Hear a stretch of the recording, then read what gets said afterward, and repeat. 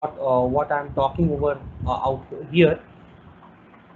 So hopefully I'll just check in the number of people here. Okay, around 21. So still few people are left, not present. So maybe that will be an issue with the others. Anyway, so let us now go to what is the Rayleigh fading distribution for that matter. What is the basic thing that we are going to do in terms of our experiment? Now let's take that fading coefficient once again. So let's start from that point. So let's take H equals summation, leave out all the things whatever I did up till now. So we have proved that the channel coefficient that we are talking about is a complex uh, signal, a complex envelope for that matter, and that is this one, the complex fading coefficient, if we call this. So complex fading coefficient. Okay, so this is where we start off our, that now we need to model this, we need to know this, how we can do it. So if I distribute this in terms of our conventional process of distribution of a complex signal, so maybe we can write this as I equal to 0 to L minus 1 AI cos of 2 pi fc. So this is basically from the trigonometry we are looking at, minus j of summation I equal to 0 to L minus 1 AI sine of 2 pi fc tau I. So I'm just doing what we already know, and we claim that this one as a small x and this part as a small y, so that we can represent h as x plus jy, or in a complex equation, complex number.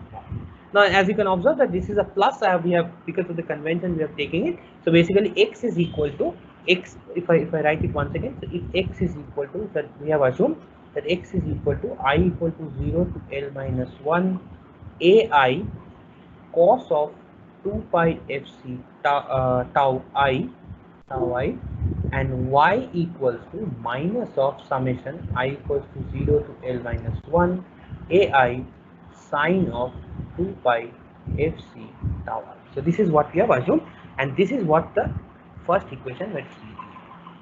Now in this aspect I should tell you few of the assumptions that we have to consider. One of the assumptions that we need to, very important, these assumptions are very important, otherwise you cannot really apply a Rayleigh fading distribution at any point, but ideally you will find that these assumptions are pretty much okay given the scenario that we are talking about, the multipath fading. So the first of the assumption is that we will always assume large number of multipath component. So this is a very fairly good assumption, because then we are assuming that there are multiple signals which are coming from all direction. So that gives us the second assumption, that scattering happens uniformly from all direction. So that is also one of the aspect that we're talking about, that is we are not limiting it to a specific direction. Okay, so that's why the third assumption is that we are not considering no line of sight component. So there is no such primary or preliminary focus is not given on a specific direction as such. We are as if uniformly distributed communication or scattering that is taking. So these are the three assumptions that we are taking into account. So these are the assumptions. Okay. So these are the assumptions we are considering. Now taking this all into assumption, we can now very well write that both of these components, okay, I'm writing black. So both of these x and y, okay, are summation. So these are summation of, just closely you can observe here itself, it's a summation of large component of multipath signal,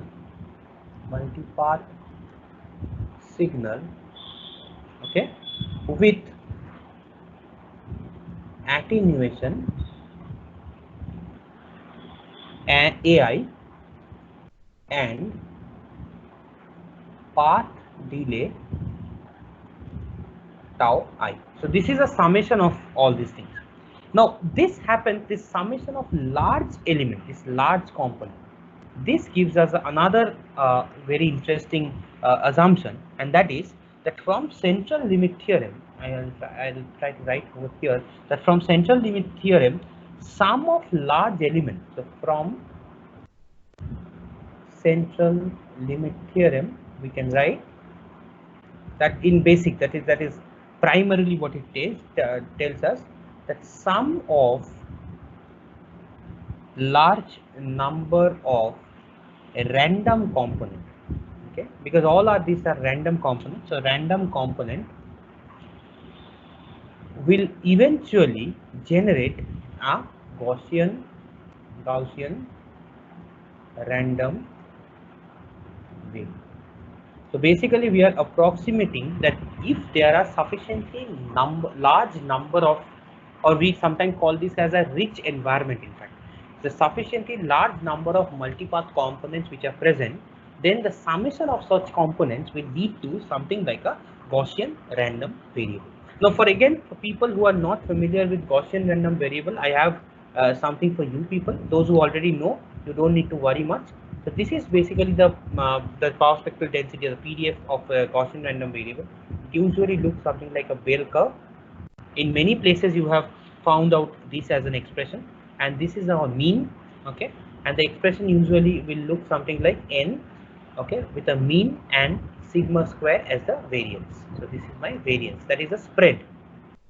Okay, variance is nothing but the spread that we have. And also for Gaussian random variable, the probability distribution function is usually given as f of x equals 1 by square root 2 pi sigma square multiplied by e to the power minus x, sorry, this will be x here, x minus mu whole square divided by 2 sigma square. So this is already known as the Gaussian distribution that we have. Now we are trying to figure out from this how the Rayleigh distribution has come. So this is, first we are assuming that x and y are both they are random variable, and since this is a summation of multiple such components, so we are assuming that that leads to that x and y are Gaussian random variable as well. So that way, and if I assume that assume for our ease of calculation that x and y has a distribution of 0 and half. What does that mean? 0 is the mean is 0 and the variance is half. So this is my mean and this is my variance. Suppose this is what I am specifying for these signals. Then if I calculate f of x, okay, that is for the x, okay, 1 by square root 2 pi sigma square. So sigma square is half square in that way. So sigma square is half of square multiplied by e to the power minus x minus mu.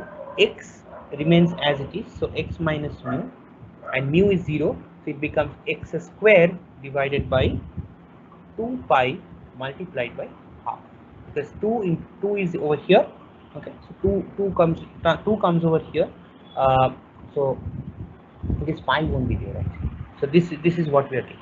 So what we are finally observing over here, that this, if you calculate, it will be nothing but 1 by square root pi e to the power minus x square. Similarly, for f of y, small y, that is for the x, and see this is small x and this is small y, so these are the small variable and this is we are calculating for the overall. So this is again will come as 1 by pi multiplied by e to the power minus y square.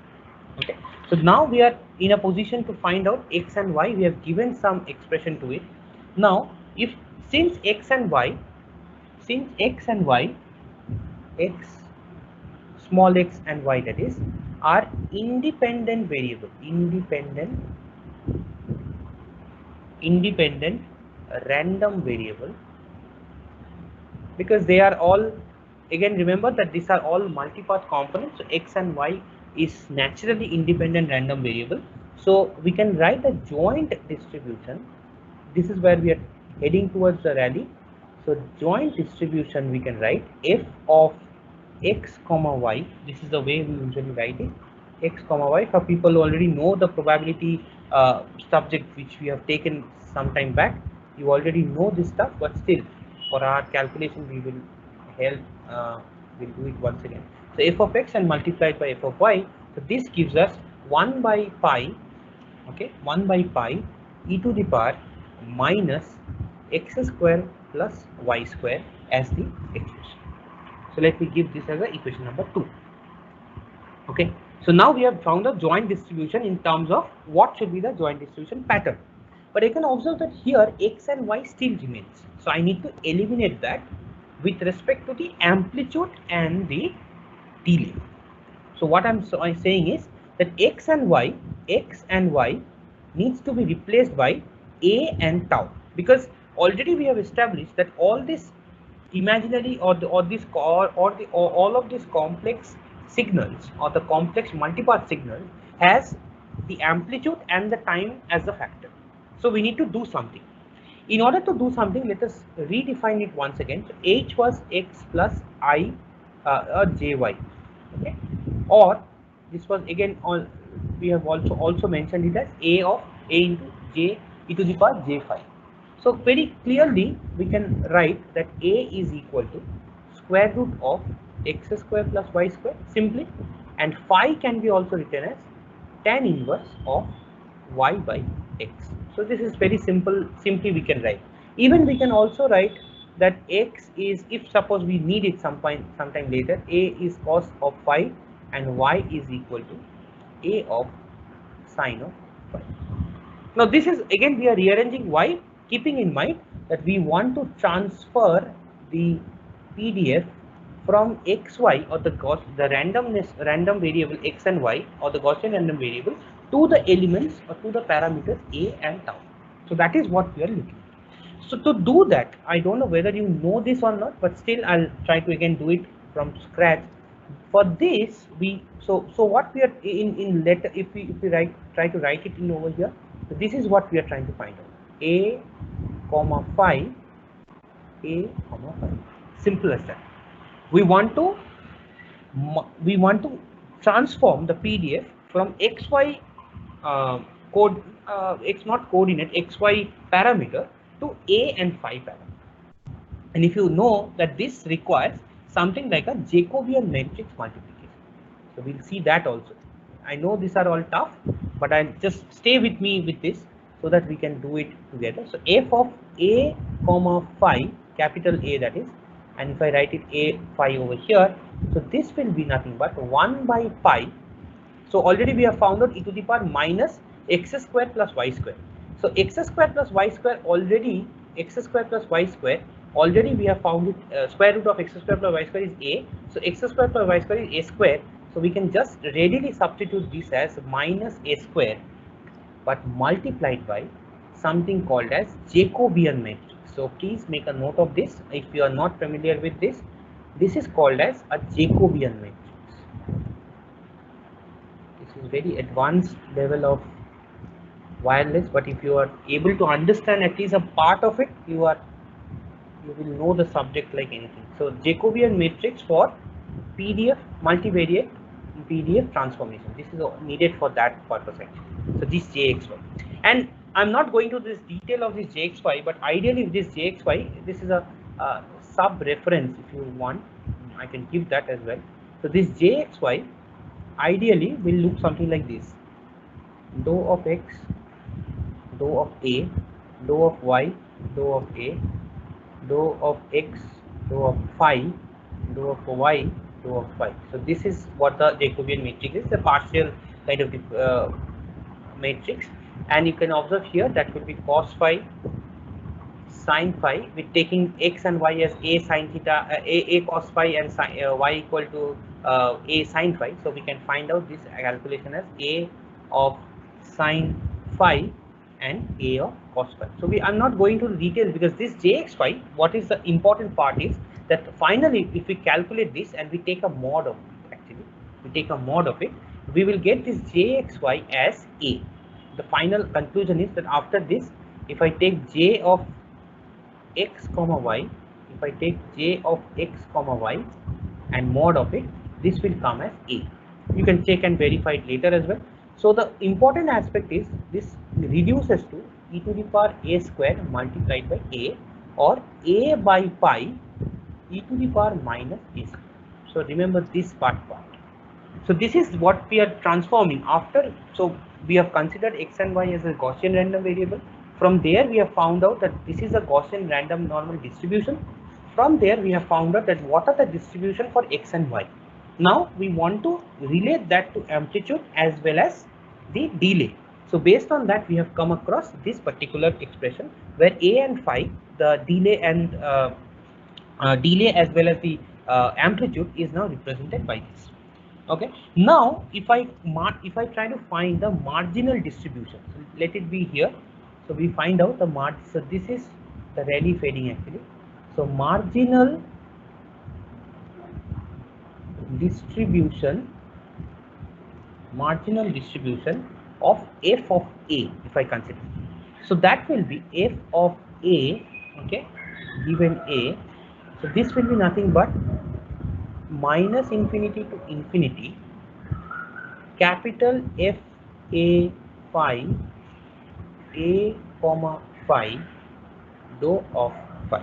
Okay, so now this is again for coming from the direct formula, and as you can see the phi, that is the phase, can be between anything. Okay, it can be between infinity, minus infinity plus infinity of any value, or rather it should be between if we restrict it to be finite, it should be minus infinity to plus infinity. So basically instead of this infinity, I'll view n. So instead of this minus we will write actually minus plus pi, okay, to minus pi. Okay, so minus pi to plus pi, this is the equation, and after further calculation if I just substitute over here, see what happens. Very nicely we can do it. Minus pi to pi a by pi e to the power minus a square d phi. So this is just, I have just substituted what we have obtained over here. Same thing I have substituted. By this what is happening, this is a d phi, so everything is constant, so everything goes out. A by pi, okay, e to the power minus a square multiplied by d phi, which ranges between pi to pi, so it will be 2 pi. Simple. So pi gets cancelled, so the final expression that we are getting is 2a e to the power minus a square. So what we are getting is that f of a, or the distribution, the amplitude distribution, if I consider in that way, that is nothing but 2a e to the power minus a square. This, remember, this particular expression that you have, which I have made a box, this is what we call as the Rayleigh fading distribution. Rayleigh fading distribution. So why we did so many things to find out an expression like this? You can observe that this is a very simple expression, given the fact that we have taken into consideration all the assumption that there are n number of possible and a very large number of scatterers which are present. We have also taken into consideration that the scattering is done uniformly all throughout. So all the possible, the worst case scenario that we can have for a wireless scenario or a multi-path scenario, we have taken into consideration. So based on that, what we can find out that if we try to plot, okay, if we try to plot this, in this is very simple, in fact, that if I take this as A, okay, and if I try to plot this, the plot will come something like this.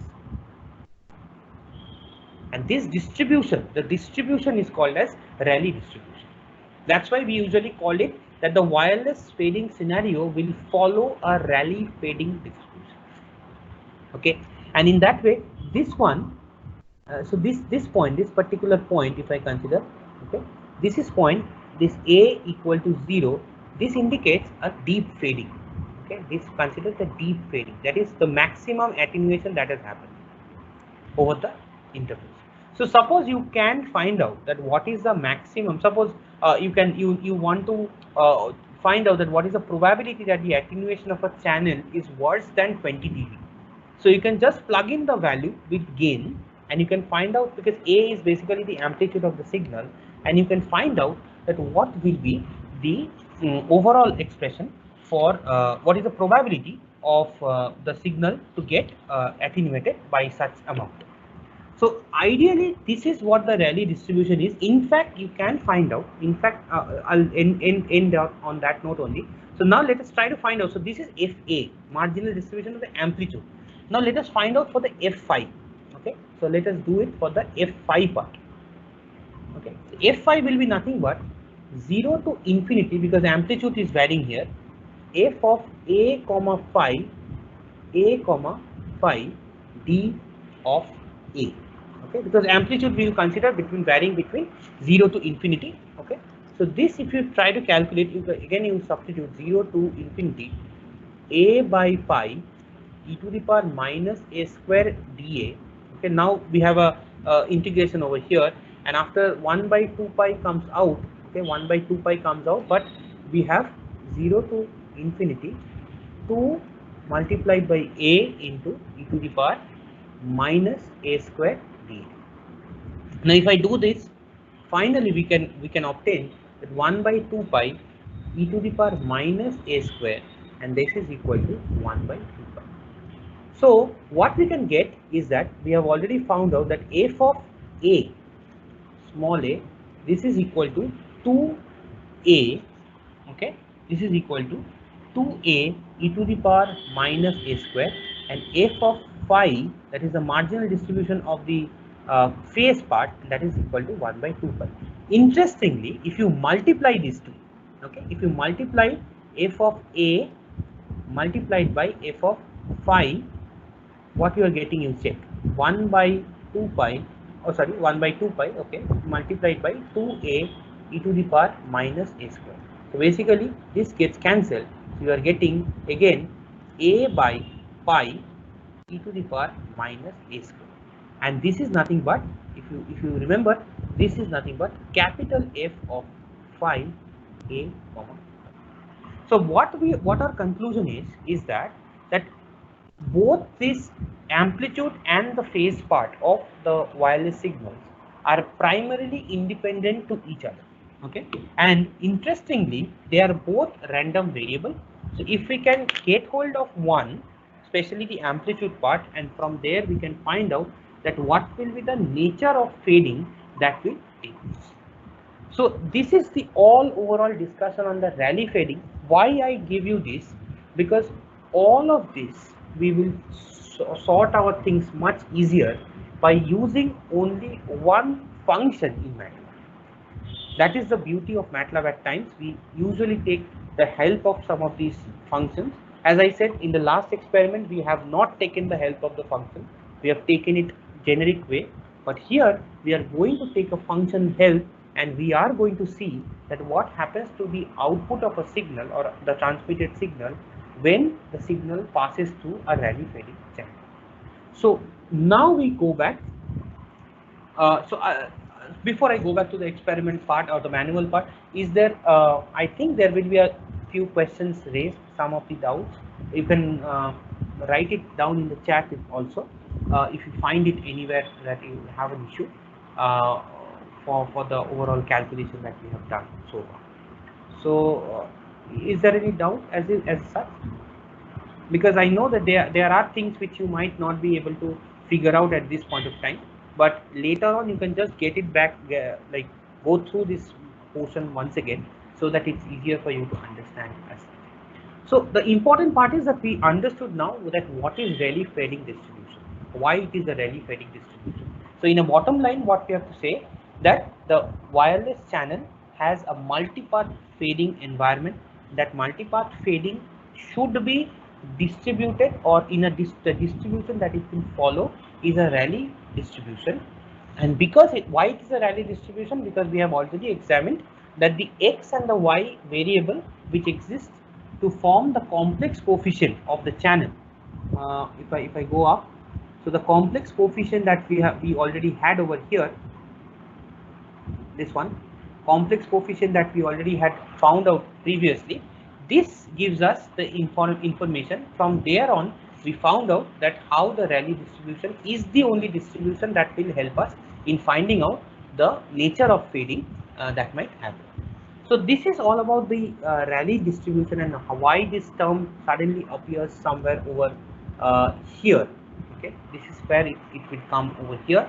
The rest of the details I will explain sometime later in the normal theory class also, but we don't have that much of in the theory syllabus as such. So we will just try to focus on the aspect. Now, if you can observe, if you go back to the manual, you will find that this expression is given over here. Now I think you people can understand that why I have mentioned over here that as the amplitude of the ith multiplier. Now you can observe AI. What is AI? Now you can observe that what is this part, which is the tau I part, theta part, that is theta I is the phase shift part, and this is the generic excess delay or the delay of the signal that is associated. Now this is one of the factors that we have understood. Similarly, that can be found out or can be plotted in kind of a 3-dimension. In that, you will observe that in the x-axis we have something like a time, that is a delay. This one is the time. You can see small t. So that is at the tth instance. What is the factor? Again, not needed at this point of time. We will see it later. And this one is nothing but the amplitude that we have. Okay. So that is all about. That is the overall process that is depicted in the graph. Now coming to this, you can observe that this is what I have mentioned over here as the tap delay. Okay. Now suppose this is an example I have given that there are 4 lines multipart, that is 1, 2, 3, 4, like L we have specified in the example, and each of them has a continuous delay. So tau I, if I consider, so this is my tau 0, this is my tau 1, this is my tau 2, and this is my tau 3. And with respect to this, these are the average power. So basically this is my AI that we are talking about. That is A0, A1, A2, A3. So basically the amplitude and the delay are provided in this table. Okay, we'll see this how it is goes, because in wireless scenario what happens whenever a standard is formed, even I will discuss that in theory sometime later, that each and every, whenever you try to simulate, suppose an urban environment, so the urban environment will have a specific set of reading. Okay, and suppose the path delay, the average power, what they are supposed to get, all this data are standard data. So whenever we will simulate a model, we will actually put in all those standard reading, and we will try to estimate that how our method is giving good result or not in that particular channel environment. So this is a particular table that you are looking at. This is nothing but a particular scenario. Suppose given, you can see scenario A and scenario B with different delays. For the same delays, what are the average?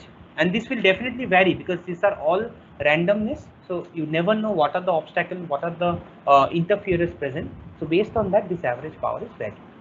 Now coming to the next page, you can observe that this is where I started to give the algorithm for simulating. I'll come to this later. In this case, you can see the question is to find out the Rayleigh fading channel. As I said, we are not going to use any other thing except for Rayleigh chain as one of the factors, one of the inbuilt command of MATLAB which is present, which requires 2 input. One is TS and the other one is FD. TS, as you can observe, this is nothing but the symbol duration, which you have to specify in the, you can take it from the user or you can specify in the MATLAB code, hard coded itself. The next part which you require is FD, which is called as maximum Doppler shift or maximum Doppler spread, we call it. And that is given by this equation, which is Vm by lambda. Vm is the maximum velocity of the user and lambda c is the wavelength of the signal. So if this you know, so you can find out that FDM will be some kind of a range. So all these two are the input that you are giving. Okay, and you will find, so the first step that you have to do, call the Rayleigh fading function, Rayleigh chain TS comma FD, then define a complex signal function to generate the transmitted signal. Remember, we have already done that the signal that we are going to transmit, that also is a complex signal. The channel itself is a complex signal, and those all you have to follow. So define a complex signal. This also is very simple using in MATLAB. You can do it using some inbuilt command as well. So you generate the transmit signal. So your channel is ready. Your transmitted signal is ready. You remember y was equal to h multiplied by the signal. Now pass the signal through a channel, through the channel using a function called filter, where it is in taking input signal comma channel response. Okay. Now I'll show you this separately how it is to be done. So it's a moving average filter. I just gave you this as a reference. A moving average is basically to smoothing the noise. The noise elimination process, we are using the filter. This is nothing to do with the Rayleigh fading as such. It's just a filter command we are going to use, where we'll put this signal and channel response, so that overall it nullifies the noise. Okay. Next, now call the Rayleigh fading function, this one. Okay, another function that we are talking about for frequency selective. See, this one we did it for frequency flat fading. Now this again will require a lot of understanding of different concepts, but for the time being, for at least for today, since we have learned a lot of things for today, let us first understand that this equation, the one function that we are looking at, this is defined for frequency flat fading, flat channel. Okay, and this is given by the fourth line. You can see the same thing, but using two different parameters is coming, tau and PdB. This is frequency selective fading channel. Be very careful with this part, because the meaning of the frequency selective fading and frequency flat fading is vastly different.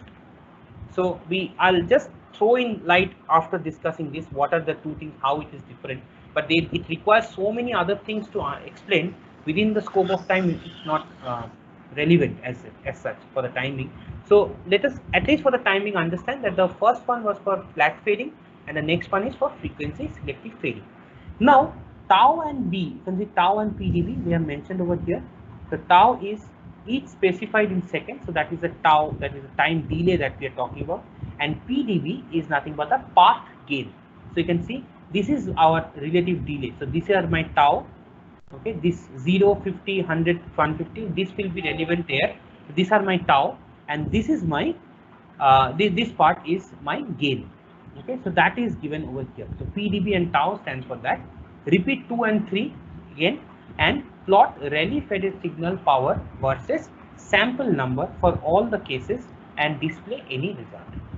So this is for the basic task. Again, coming back to our experiment, so this is our basic task that we are going to do. As such, as the task that on hand, like the uniqueness that you have to do is to find out for the Rayleigh fading, for the Ritchian fading signal. So you can see I have given the code over here, some of the snippets again, once again. So you can see the declare the variable and add the Rayleigh function as per step 1. So I've mentioned that. Take the initial symbol duration as 10 microseconds and maximum Doppler spread as 100 Hertz. That also I've mentioned. You just have to declare the variables over here and just feeding. Implement step 2 here using rand function. That also I mentioned. The rand function which generates the complex input signal. Then you have to implement here. Step 3 is implemented here. See, I have mentioned. Step 3 is what? Step 3 is the passband signal. This filter thing. So that comes over here.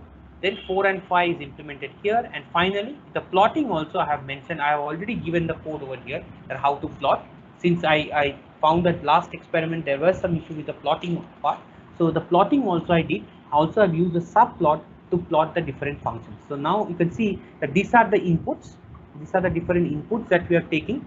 So this one is for Rayleigh frequency flat fading scenario, and this is for frequency selective scenario.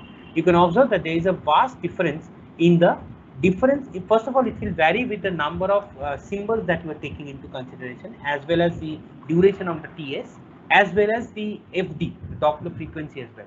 But for the particular example, I think I have taken whatever I have taken. I have only taken sample as 1500, which is very, very small. If you take more number of samples, the graph will be something different. The observation part is that you can observe that here the variation is between 0 to 5. This is a transmitted signal which was varying between 0 and maybe at times on an average as -5 at max. But you can observe that when it comes to Rayleigh flat fading scenario, the signal has gone to somewhat more. The magnitude has come to around 10 as well. There was nothing as such as 10 over here. So the magnitude at times has increased quite a lot. Okay. In fact, you can observe that here there's a lot of attenuation that has happened over here. Somewhere here this -10, This is somewhere over here is minus 10 dB, and even this one, this particular point, you can observe that has gone beyond minus 15 dB as well. So you can observe that based on the different channel models, the graphs you are finding is different, and that is what the power, the distribution of the channel or the contribution of the channel to the signal is happening. So what you have to do is you have to just compare this basic experiment, and you have to just find out that whether you are getting this graph or not, and conclude on the result just like we did for the first experiment. Along with this, the task when you have it on hand is that in the Rayleigh fading channel, change the value of the Doppler spread, that is the FDM, the symbol duration Ts, and show the respective channel response to this change. How the variation of Doppler spread and the symbol duration actually affects the result. That is the first task. Okay. Second is that given this is particular channel model, suppose this is a given channel model fed to you, what your how the channel is going to behave with this particular input. So for the Rayleigh, you have to do these changes, because the code that you are looking at over here, this takes into account the channel model here.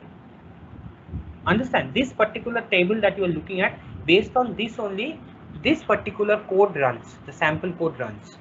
But you have to simulate with respect to the given table too, and you have to check that what are the changes in the result that you are observing.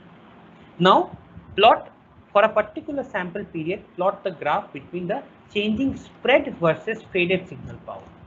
So as you are already doing it over here, you are changing the values of Doppler spread. So the graph will be something like a Doppler spread in the x-axis, and in the y-axis will be the power parameter. So you have to feed in the values and you get the signal. So that's a conclude the finding. So this is one. Then model the Riccian fading model. Now Riccian fading model, again, as you can see here, I have already mentioned, hint use functions Ritz-Chan and Riccian-Chan. So this all two functions are require instead of the Rayleigh-Chan function, you just have to replace it. Nothing else is required. And I can see model the Riccian fading model following the algorithm steps as mentioned earlier. So the steps followed are all the same except for the functions like this. This also I have mentioned so that time and effort is reduced from your side. And finally, the last task is in Riccian fading, find what is the K factor. This is a task I have given to you. Find what is the K factor, because Rayleigh fading, everything I told you, you find on your own what is Riccian fading. Then change the value of K factor from 1 to 10,000. Show the respective channel response to these changes and draw a conclusion on the effect of changing K factor on the channel response.